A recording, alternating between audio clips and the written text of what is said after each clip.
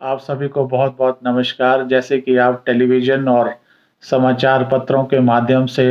देख व पढ़ रहे हैं कि किस तरह झारखंड के सांसद धीरज साहू के घर पर और उनके रिश्तेदारों और करीबियों के घर पर और उनके दफ्तरों में इनकम टैक्स द्वारा रेड किए जा रहे हैं और अब तक तकरीबन 300 करोड़ के आसपास की नकदी जो है वो इनकम टैक्स द्वारा प्राप्त की गई है। और देखा किस तरह से ठूस-ठूस कर वो इन घरों में, कमरों में, अलमारियों में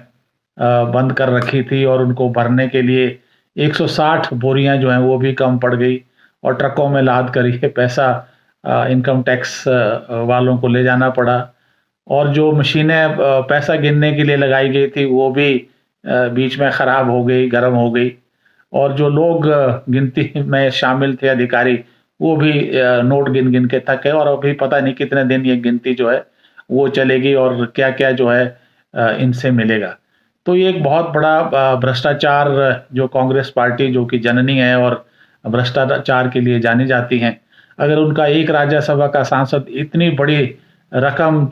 का भ्रष्टाचार कर सकता है, तो आप अंदाज़ा लगा सकता है कि पूरी पार्टी का क्या हाल है। प्रश्न उठता है कि कौन है ये राज्यसभा सांसद धीरज साहू? ये 3 बार राज्यसभा के सांसद रहे हैं और राहुल जी के बहुत करीबी माने जाते हैं और हाल ही में ये जो भारत जोड़ो यात्रा निकाली गई थी, उसमें भी ये राहुल जी के बहुत साथ देखे गए हैं। और ये बहुत बड़ी दुखद है कि इतनी बड़ी रेड हो जाने के बाद और इतनी बड़ी रकम उनके घर से मिलने के बाद भी जो इनके आका हैं राहुल गांधी जी या सोनिया गांधी जी, वो इस पूरी कार्रवाई पे चुप हैं, शांत हैं, खामोश हैं और आखिर उनको बताना चाहिए कि ये पैसा कहाँ से आया, किसका है और किस काम के लिए इकट्ठा किया जा रहा था।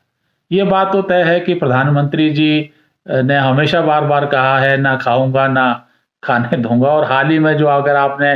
ट्वीट देखा उसमें कहा है कि भई देशवासी जो है ये जो नोट के ढेर हैं इनको अच्छी तरह से देख लें और इसी के साथ-साथ जो ये नेता जो हैं अपने ईमानदारी का जो भाषण देते हैं उसको भी ज़रूर सुन लें। तो उन्होंने साफ कहा है कि जनता से जो पैसा इन नेताओं ने लूटा है उसकी पाई-पाई जो है वो लोगों को लुटानी पड़ेगी।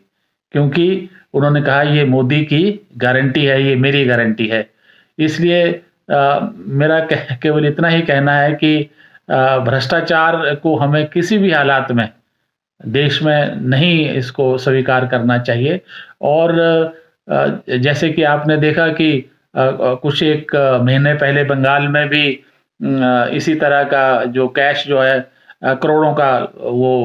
मंत्रियों के या उनके रिश्तेदारों के घर से मिला था और आज आप देखिए किस तरह से